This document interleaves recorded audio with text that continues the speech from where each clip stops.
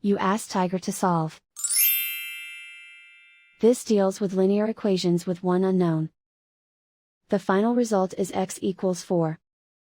Let's solve it step by step. Group all constants on the right side of the equation. Add 8 to both sides. Simplify the arithmetic.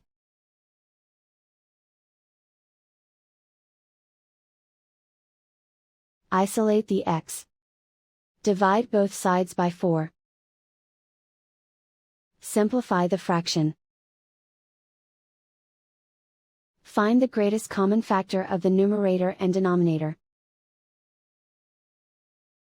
Factor out and cancel the greatest common factor.